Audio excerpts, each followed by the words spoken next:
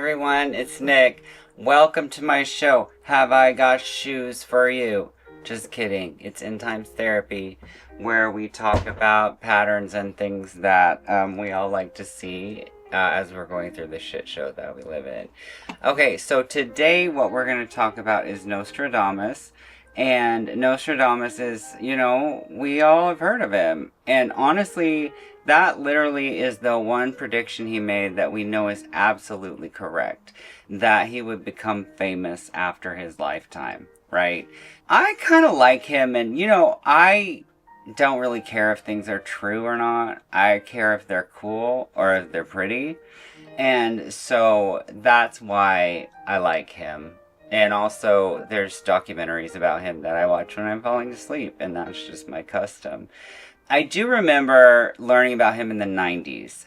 There was probably a History Channel episode on it, and I was watching it. I used to, come home from my job at Kmart, and I would come home and watch weird shit. My Mormon mother would be like, we don't believe in that. That's of the devil. Or whatever. And I'm like, Mom, we literally believe in prophets that predict the future. But anyway, that's neither here nor there. And so Nostradamus is kind of an interesting figure, and we kind of love to use him as a joke, but also he's quite a myth, and also stands in as a symbol for all kind of occult prophecy. And I just think he's interesting. He's an interesting dude. So let's talk a little bit about him. Nostradamus was born, there isn't actually that much new information about him. He was born in 1503 in Saint-Rémy-de-Provence in southern France. His name was Michel de Notre Dame, which is, by the way, a very weird name in French, even. Nobody has the name Our Lady. That means Our Lady. No one has that name. So it's very weird. It was because his family were Jewish. They were Sephardico. And they were Jewish, and they had to convert to Catholicism because the King of France, let everyone convert. And they weren't, as bloodthirsty as the Spanish, but they did make them convert, right? His grandfather was one of these people who was willing to take a new name and just, go through the motions. His full name was Michel de Notre Dame, and then later he Latinized it after he had his education and everything and became Nostradamus. His grandfather was very smart. He didn't come from nobility, but he came from education and some degree of wealth, right? He was a privileged person. He had studied the classics, Greek and Latin, mathematics and astronomy. Astronomy, interestingly back then, was considered really vital for a career in medicine, which is what he took up. He was likely pretty influenced in Renaissance humanism, and then he goes into the mysticism, which it is speculated that is related to the Kabbalah and his grandpa and the Judaism, the crypto-Judaism of it all. So he went to the medicine at the University of Montpellier. That was interesting because as he was kind of apprenticed to his grandfather, who was an apothecary, he did do work as an apothecary. So he was like a druggist, basically. And it turns out that he only went for a couple of semesters, and then he got expelled because he had done a trade. And that wasn't allowed. If you went to university, you were doing, Doctor of Philosophy type of deal. You weren't doing a trade. Then the Black Death, reared its head, as it tended to do every 30 years. And he gained a reputation for being a plague doctor. So he probably had the, conical nose and everything. And that was pretty cool.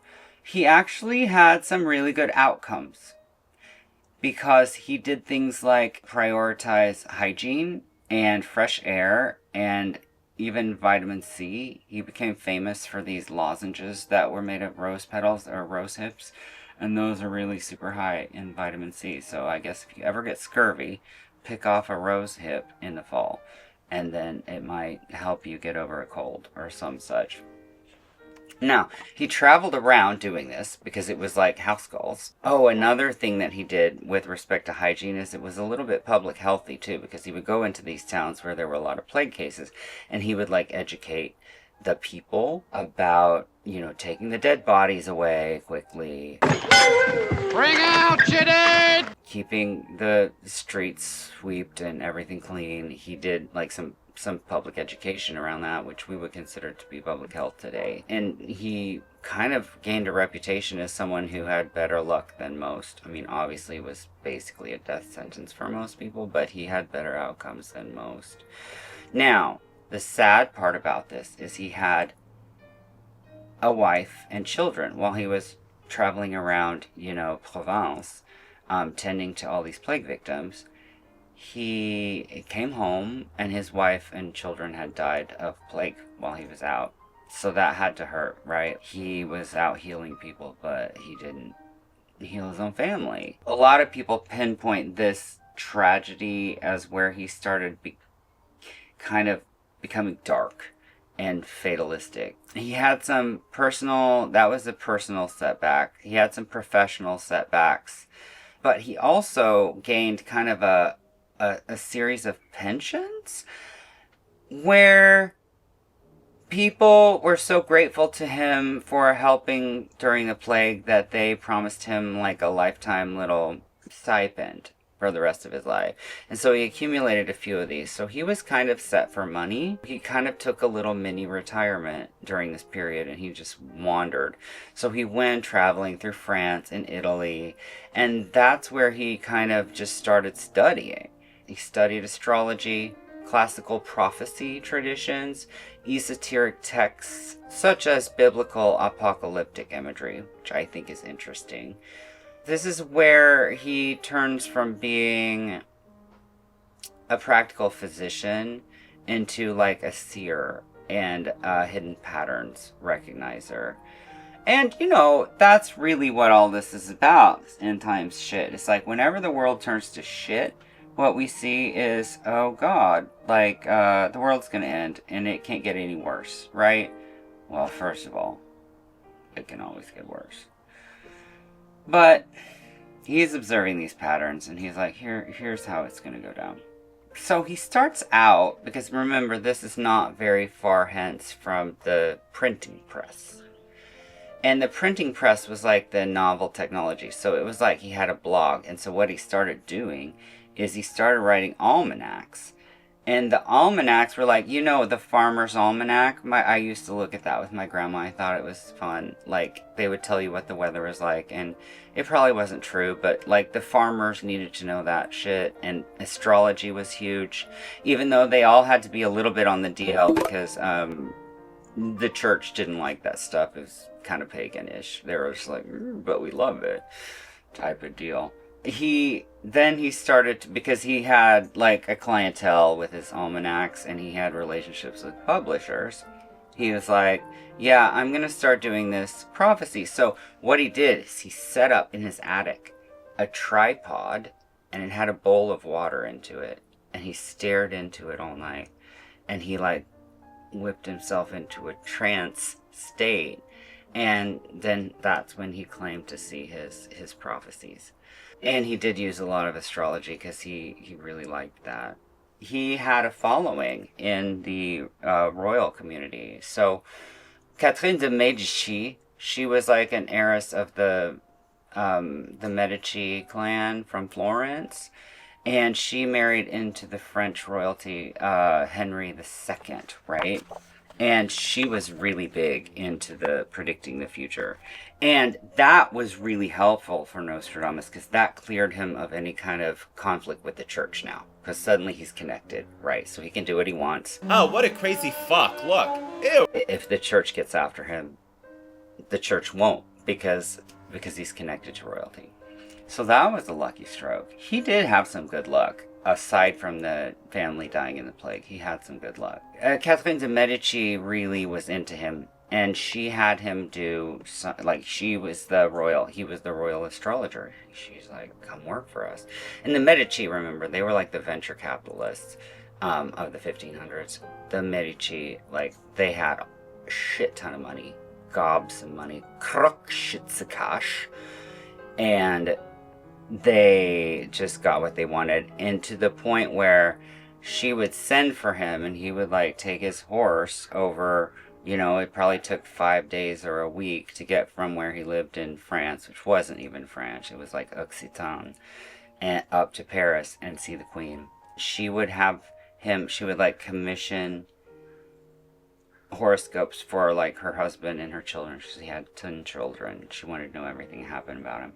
But the dealio is, one of probably his most famous quatrain is, I gotta loop back, but he predicted the death of the king and the manner of which. And that one, I'm here to tell you, that one seems pretty accurate to me. I have my book here. It's Nostradamus. It's the prophecies. And in French, it's spelled with a T. So people sometimes will say les prophéties, but we don't say that. We say les prophéties. And that's because it's Latin. Here is how the one about the death of King Henry II, and he was decent. He was a decent dude. I think he was just kind of like middle of the road, like politician. And this is century 1. So the quatrains, 4 lines, verses, and they are gathered into centuries. Centuries is not like 1900, 2000s. The centuries just means 100, a group of 100.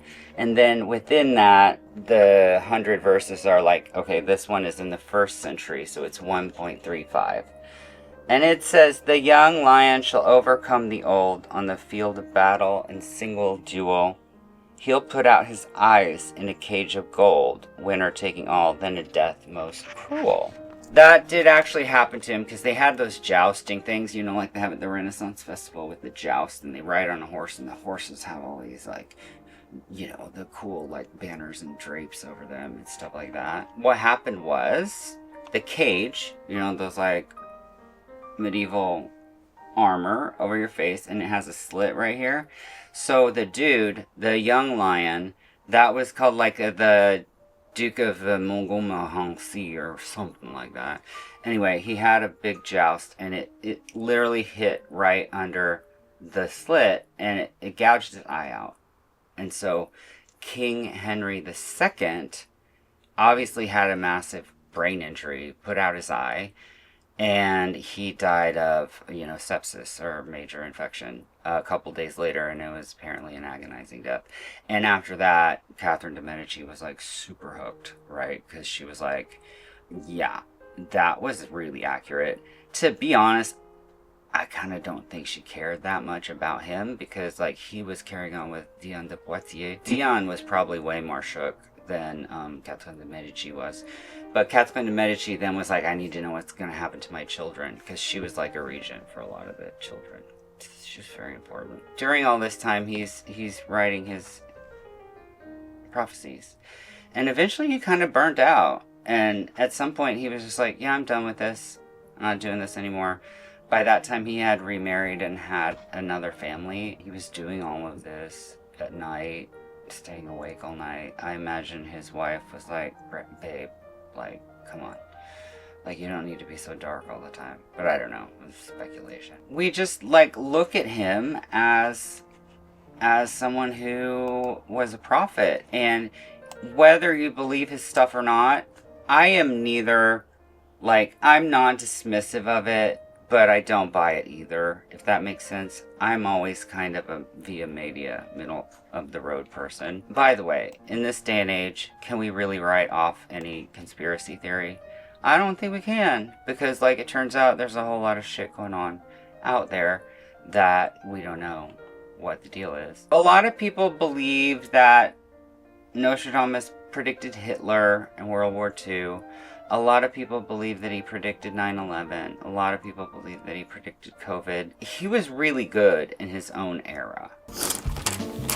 And it's well within its use by date. Right? If it was a few years after he wrote it, I feel like those are much better.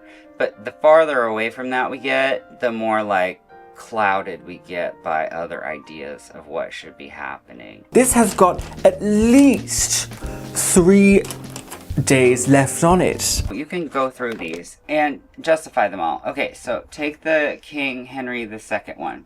The splinter went through his eye, he died later in suffering. But, like, okay, we have to realize that lions were a common symbol of nobility, right? Jousting accidents were not rare. It happened a lot. And the language is still kind of fake. Another one that he's famous for is the Hitler one. It has a thing where it says Hister, which is an ancient name for the Danube River. The Danube River is interesting because Hitler was born essentially in a town right next to the Danube, so it doesn't really beat the allegations. But people retrofitted it to Hitler, and it was talking about war. There's a lot of stuff about Napoleon that I feel like is kind of accurate. And then he did seem to predict about the Great Fire of London in 1666. He says, one of the quatrains goes, "The blood of the just will be demanded of London fire." And that was written before 1666, so that could be predictive. But here's the counterpoint, which the counterpoint is kind of weak on this one. There's a lot of counterpoints that are really good. This one is like, fires were extremely common and London was a big flammable city. That's the counterpoint. And I'm like, ooh, well, I'm more inclined to think that was something interesting than not. There's this ancient history channel back when they did actual proper content called the Nostradamus effect, and they talk about like prophets and people who saw things. There's actually science. It all gets hung up on this idea that if you're able to predict something and catch it, then is it really a thing? I don't know. But what I would like some prophecy right now. To be honest, I would like to know what's going on. So I can see where if you're like, yeah. And it was a little bit like the doom scrolling of their time, right? They're just like, yeah. Like we get this like, dopamine hit from like looking at Twitter, Blue Sky or whatever. Damn the spice! Because of the doom scrolling of it all. And we're just like, yeah. And I think people were like that then. People are the same. Whatever time period, people are the same.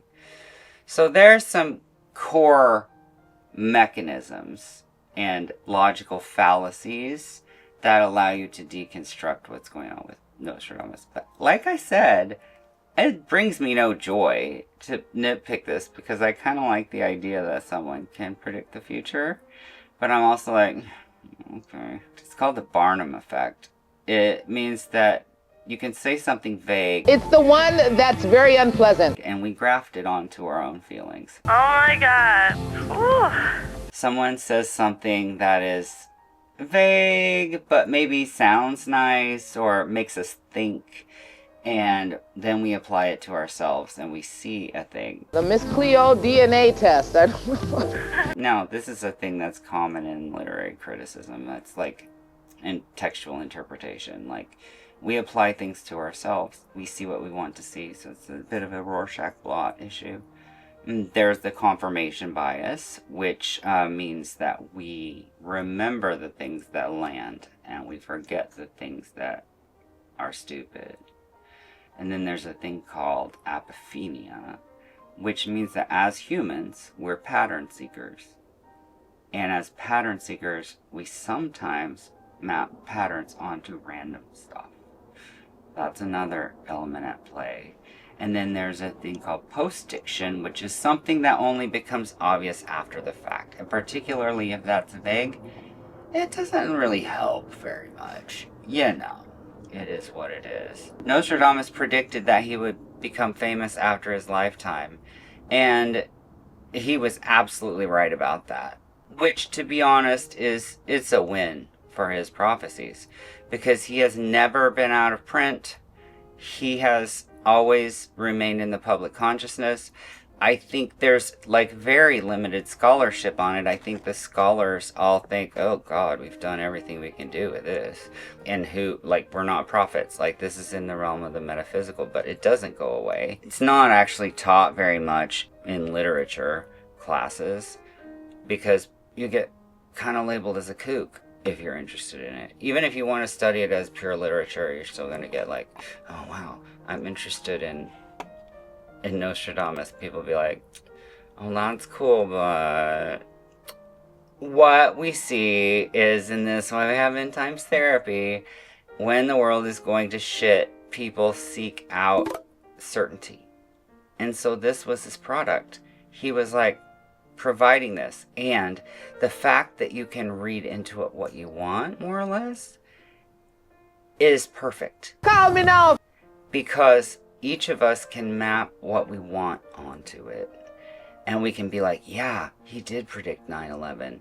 And of course, we won't know it until after. Like, what's going to happen with the Iran war? There's a guy, actually. I think his name is Hogue. And actually, he's legit. He's a scholar of Nostradamus.